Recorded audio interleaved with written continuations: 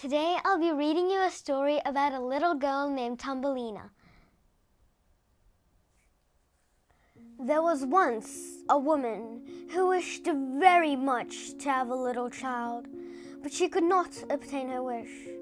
At last she went to a fairy and said, "I should very much like to have a little child. Can you tell me where I can find one?" "Oh, that can be easily managed," said the fairy. "Here is a barleycorn. It is a different kind to those which grow in a farmer's field, and which the chickens eat. Put it into a flower pot and see what will happen." "Thank you," said the woman, and she gave the fairy 12 shillings, which was the price of the barleycorn. Then she went home and planted it, and immediately there grew up a large, handsome flower, something like a tulip in appearance, but with its leaves tightly closed, as if it was still a bud. "It is a beautiful flower," said the woman, and she kissed the red and golden-colored leaves. While she did so, the flower opened, and she could see that it was a real tulip. Within the flower, upon the green velvet stamens, sat a very delicate and graceful little maiden. She was scarcely half a thumb long, and they gave her the name of Thumbelina, or Tiny, because she was so small. A walnut shell, elegantly polished, served her for the cradle. Her bed was formed of blue-violet leaves, with a rose leaf for a counterpane. Here she slept at night, but during the day she amused herself on the table, where the woman had placed a plate full of water. Round this plate were wreaths of flowers with their stems in the water, and upon it floated a large tulip leaf, which served Tiny for a boat. Here the little maiden sat and rowed herself from side to side with 2 rows made of white horsehair. It really was a very pretty sight. Tiny could also sing so softly and sweetly that nothing like her singing had ever before been heard. One night, while she lay in her pretty bed, a large, ugly, wet toad crept through the broken pane of glass in the window and leapt right upon the table where Tiny lay sleeping under her rose-leaf quilt. "What a pretty little wife this would make for my son," said the toad, and she took up the walnut shell in which Tiny lay asleep and jumped through the window with it into the garden. In the swampy margin of a broad stream in the garden lived the toad with her son. He was even uglier than his mother, and when he saw the pretty little maiden in her elegant bed, he could only cry, "Croak, croak, croak." "Don't speak so loud, or she will wake," said the toad, "and then she might run away, for she is as light as swan's down. We will place her on one of the water lilies' leaves out in the stream. It will be like an island to her. She is so light and small, and then she cannot escape. And while she's away, we will make haste and prepare the stateroom under the marsh, in which you are to live when you are married." Far out in the stream grew a number of water lilies with broad green leaves which seemed to float on top of the water. The largest of these leaves appeared farther off than the rest, and the old toad swam out to it with the walnut shell in which little Tiny lay still asleep. The tiny little creature woke very early in the morning and began to cry bitterly when she found where she was. for she could see nothing but water on every side of the large green leaf, and no way of reaching the land. Meanwhile, the old toad was very busy under the marsh, decking her room with rushes of wild yellow flowers to make it look pretty for her new daughter-in-law. Then she swam out with her ugly son to the leaf on which she had placed poor little Tiny.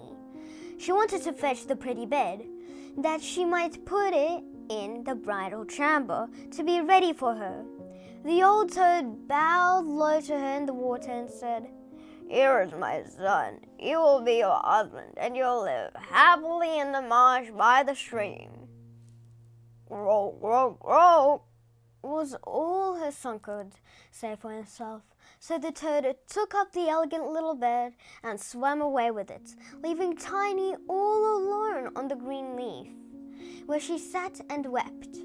She could not bear to think of living with the old toad and having her ugly son for a husband. The little fishes who swam about in the water beneath had seen the toad and heard what she said, so they lifted their heads above the water to look at the little maiden. As soon as they caught sight of her, they saw she was very pretty, and it made them very sorry to think that she must go and live with the ugly toads. "No, it must never be!" So they assembled together in the water round the green stalk which held the leaf on which the little maiden stood, and gnawed it away at the root with their teeth. Then the leaf floated down the stream, carrying Tiny far away, out of reach of land.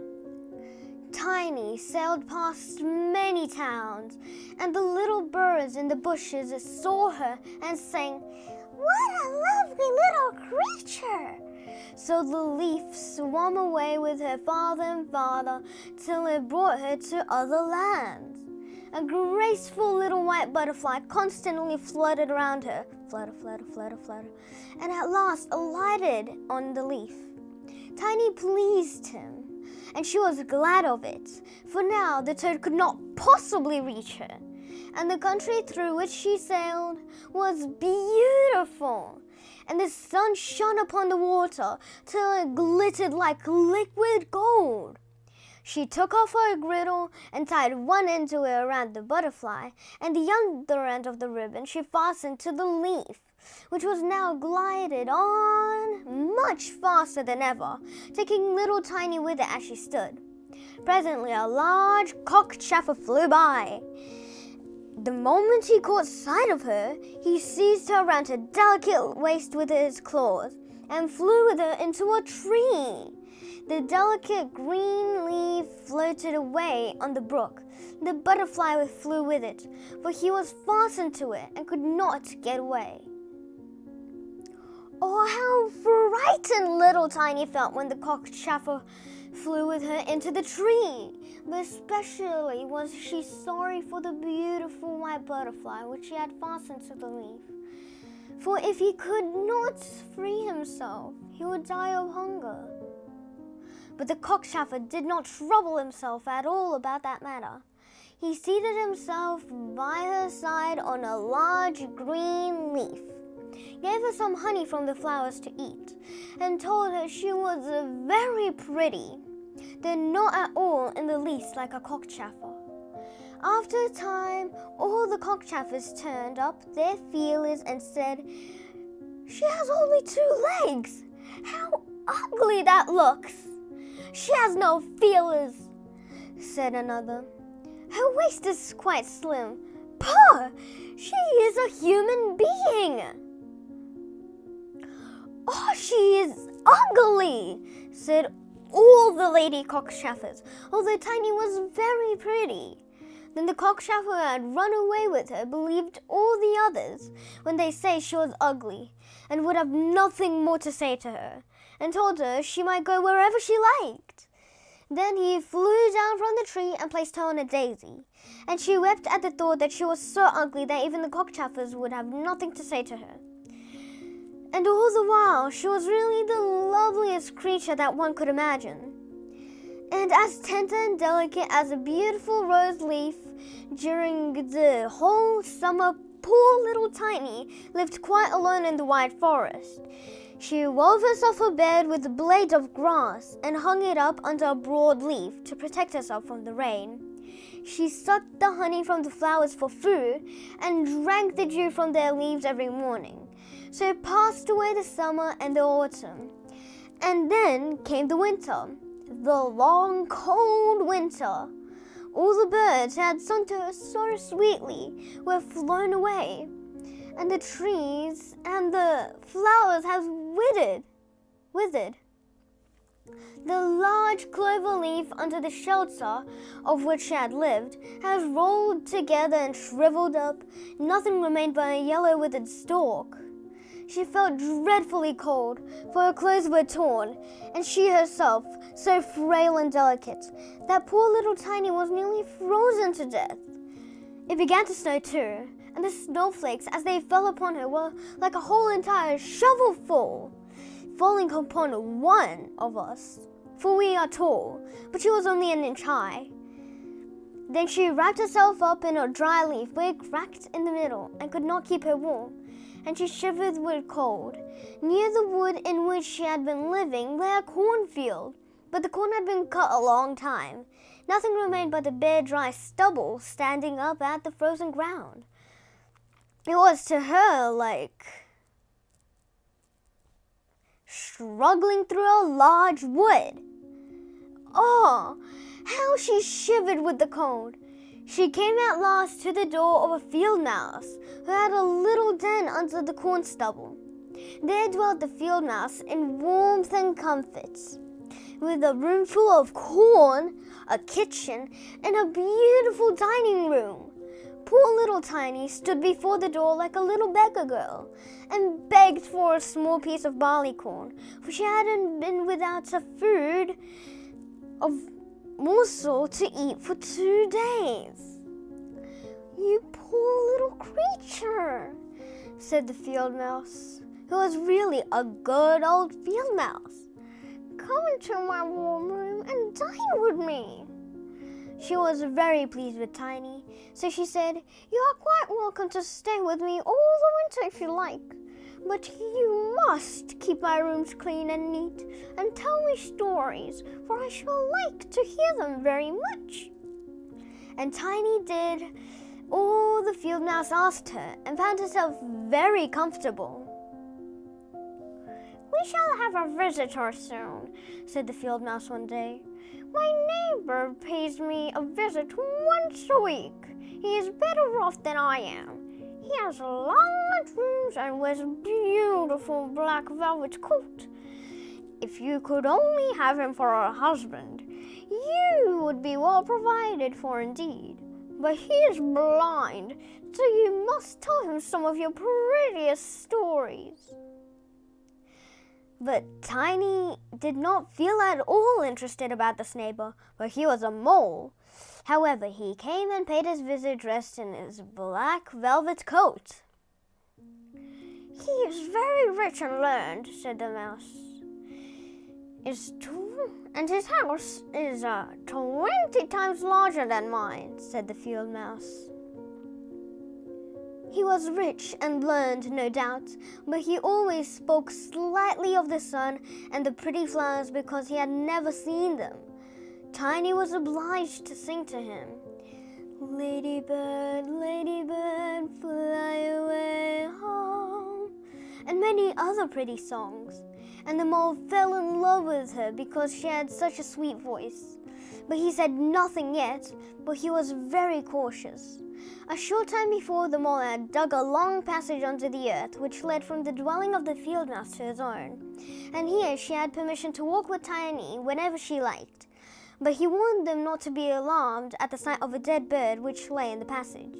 It was a perfect bird, with a beak and feathers, and could not have been dead long, and was lying just where the mole had made his passage. The mole took a piece of phosphorescent wood in his mouth, and it glittered like fire in the dark. Then he went before them to light them through the long, dark passage.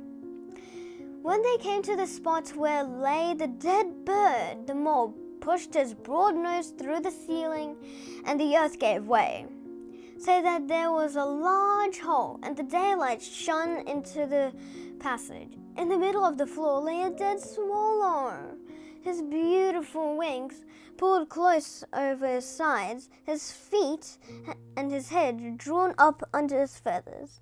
The poor little bird had evidently died of the cold. It made Tiny very sad to see it, and she did so love the little birds. All the summer they had sung and tweeted for her so beautifully, but the mole pushed it aside with his crooked legs and said, "He will sing no more now. How miserable it must be born a little bird. I am thankful that none of my children will ever be birds, for they can do nothing but cry, tweet, tweet, tweet, tweet, tweet, tweet, and always die of hunger in the winter." "Yes, you may well say that as a clever man," exclaimed the field mouse. "What is the use of his twittering? When the winter comes, he must either starve or be frozen to death. Still, birds are very high-bred." Tiny said nothing. But when the two others had turned their backs on the bird, she stooped down and stroked aside the soft feathers which covered the head and kissed his closed eyelids. "Perhaps this was the one who sang to me so sweetly in the summer," she said. "And how much pleasure it gave me, you dear pretty bird." The mole now stopped up the hole through which the daylight shone and accompanied the lady home. But during the night, Tiny could not sleep, so she got out of bed and wove a large, beautiful carpet of hay. Then she carried it to the dead bird and spread it over him, with some down from the flowers which she had found in the field mouse's room. It was as soft as wool, and she spread some of it on each side of the bird, so that he might lie warmly in the cold earth. "Farewell, you pretty little bird," she said. "Farewell. Thank you for your delightful singing during the summer, when all the trees were green and the warm sun shone upon us."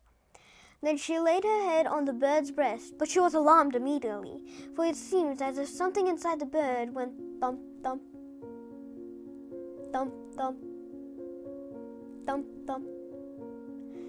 It was the bird's heart. He was not really dead, only benumbed with the cold, and the warmth had restored him to life. In autumn, all the swallows fly away into the warmer countries, but if one happens to linger, the cold seizes it. It becomes frozen and falls down as if dead, and remains where it fell, and the cold snow covers it. Tiny trembled very much. She was quite frightened, for the bird was large, a great deal larger than herself. She was only an inch high. But she took courage. She laid the wool more thickly over the poor swallow, then took a leaf which she had used for her own counterpane and laid it over the head of the poor bird. The next morning she again stole out to see him. He was alive, but very weak. He could only open his eyes for a moment to look at Tiny, who stood holding a piece of decayed wood in her hand, for she had no other lantern. "Thank you, pretty little maiden," said the sick swallow. "I have been so nicely warmed that I shall soon regain my strength and be able to fly away about again in the warm sunshine." "Oh," she said, "it's cold out of doors now. It snores and freezes. Stay in your warm bed. I'll take care of you." Then she brought the swallow some water in a flower leaf. After he drank, he told her that he had wounded one of his wings in a thorn bush and could not fly as fast as the others, who were soon far away on their journey to warm countries. Then at last he had fallen to the earth and could remember no more, nor how he came to be where she had found him. The whole winter the swallow remained underground, and Tiny nursed him with care and love. Neither the mole nor the field mouse knew anything about it, but they did not like swallows. Very soon the springtime came, and the sun warmed the earth. Then the swallow bade farewell to Tiny, and she opened the hole in the ceiling which the mole had made. The sun shone upon them so beautifully that the swallow asked her if she would go with him. She could sit on his back, he said, and he could fly away with her into the green woods. But Tiny knew it would make the field mouse very grieved if she left in that manner. So she said, "No, I cannot." "Farewell, then, farewell, you good pretty little maiden," said the swallow, and he flew out into the sunshine. Tiny looked after him, and tears rose in her eyes. She was very fond of the poor swallow. "Tweet, tweet, tweet, tweet, tweet, tweet, tweet, tweet, tweet," sang the bird as he flew out into the green woods, and Tiny felt very sad. She was not allowed to go out into the warm sunshine. The corn which had been sown in the field over the house of the field mouse had grown up high into the air and formed a thick wood to Tiny, who was only an inch in height. "You are going to be married, Tiny," said the field mouse. "My neighbor has asked for you. What a good fortune for a poor child like you. Now we will prepare your wedding clothes. They must be both woolen and linen. Nothing must be wanting when you're the mole's wife." Tiny had to turn the spindle, and the field mouse hired 4 spiders who were to weave day and night. Every evening the mole visited her and was continually speaking of when the summer would be over. Then he would keep his wedding day with Tiny. But now the heat of the sun was so great that it burned the earth and made it quite hard like rock. As soon as the summer was over, the wedding should take place. But Tiny was not at all pleased, for she did not like the tiresome mole. Every morning when the sun rose, and every evening when it went down, she would creep out the door. And as the wind blew aside the ears of corn, so that she could see the blue sky, she thought how beautiful and bright it seemed out there, and wished so much to see her dear swallow again, but he never returned, for by this time he had flown far away into the lovely green forest. When autumn arrived, Tiny had her outfit quite ready, and the field mouse said to her, "In 4 weeks the wedding must take place." Then Tiny wept and said she would not marry the disagreeable mole. "Nonsense," replied the field mouse. "Now don't obstinate, or I shall bite you with my white teeth. He is very handsome mole. The queen herself does not wear more beautiful velvets and furs. His kitchen and cellars are quite full. You ought to be very thankful for such good fortune." So the wedding day was fixed, on which the mole had to fetch Tiny to live with him deep under the earth, and never again to see the warm sun, because he did not like it. The poor child was very unhappy at the thought of saying farewell to the beautiful sun, and as the field mouse had given her permission to stand at the door, she went to look at it once more. "Farewell, bright sun," she cried, stretching out her arms towards it, and then she walked a short distance from the house, for the corn had been cut and only the dry stubble remained in the field. "Farewell, farewell," she repeated, twining her arm around a little red flower that grew just by her side. "Greet the little swallow for me, if you should see him again." Sounded over her head suddenly. She looked up, and there was the swallow himself flying close by. As soon as he spied Tiny, he was delighted. And then she told him now how unwilling she felt to marry the ugly mole, and to live always beneath the earth and never to see the bright sun anymore. And as she told him, she wept. "Cold winds are coming," said the swallow, "and I am going to fly away into the warmer countries. Will you go with me? You can sit on my back and fasten yourself with your sash. Then we can fly away from the ugly mole and his gloomy rooms, far away, over the mountains into warmer countries where the sun shines more brightly than here, where it is always summer, and the flowers bloom in greater beauty. Fly now with me, dear little Tiny. You saved my life when I lay frozen in that dark passage. Yes, I will go with you, said Tiny, and she seated herself on the bird's back with her feet on his outstretched wings and tied her griddle to one of his strongest feathers. Then the swallow rose into the air and flew over the forest and over sea, high above the highest mountains, covered with eternal snow. Tiny would have been frozen in the cold air, but she crept under the bird's warm feathers, keeping her little head uncovered so that she might admire the beautiful lands over which they passed. At length they reached the warm countries where the sun shines brightly, and the sky seems so much higher above the earth. Here on the hedges and by the wayside grew purple, green, and white grapes. Lemons and oranges hung from trees in the woods, and the air was fragrant with myrtles and orange blossoms. Beautiful children ran along the country lanes, playing with large gay butterflies, and as the swallow flew farther and farther, every place appeared still more lovely. At last, they came to a blue lake, and by the side of it, shaded by the trees of deepest green, stood a palace of dazzling white marble, built in the olden days.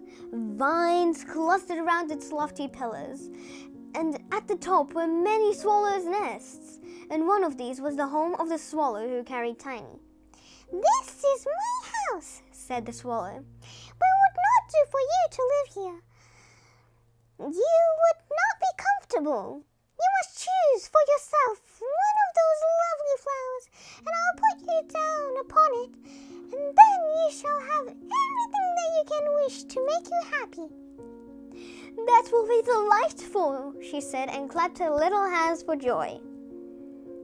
A large marble pillar lay on the ground, which in falling had been broken into 3 pieces. Between these pieces grew the most beautiful, large white flowers. So the swallow flew down with Tiny and placed her on one of the broad leaves. But how surprised she was to see in the middle of the flower a tiny little man as white and transparent as if he had been made of crystal. He had a gold crown on his head and delicate wings at his shoulders, and was not much larger than Tiny herself. He was the angel of the flower, for a tiny man and a tiny woman dwell in every flower, and this was the king of them all. How beautiful he is, whispered Tiny to the swallow. The little prince, was first quite frightened at the bird. It was like a giant compared to such a tiny little delicate creature as himself. But when he saw Tiny, he was delighted and thought herself the prettiest little maiden he had ever seen. He took the gold crown from his head and placed it on hers, and asked her name, and if she could be his wife, the queen over all the flowers. This certainly was a different sort of husband to the son of the toad or the mole with my black velvet and fur. So she said yes to the handsome prince. Then all the flowers opened, and out of each came a little lady or a tiny lord. All so pretty, it was quite a pleasure to look at them. Each of them brought Tiny a present, but the best gift was a pair of beautiful wings, which had belonged to a white fly, and they fastened them to Tiny's shoulders, so that she might fly from flower to flower. Then there was much rejoicing, and the little swallow who sat above them in his nest was asked to sing a wedding song, which he did as well as he could, but his heart felt sad, for he was very fond of Tiny, and would have liked never to part from her again. "You must not be called Tiny anymore," said the spirit of the flowers to her. "It's an ugly name, and you are so very pretty. We will call you Maia." "Farewell, farewell," said the swallow with a heavy heart, as he left the warm countries to fly back to Denmark. There he had a nest over the window of a house which dwelled the writer of fairy tales, and the swallow sang tweet, tweet, tweet, tweet, tweet, tweet. And from his song came the whole story. Thank you for watching. Bye!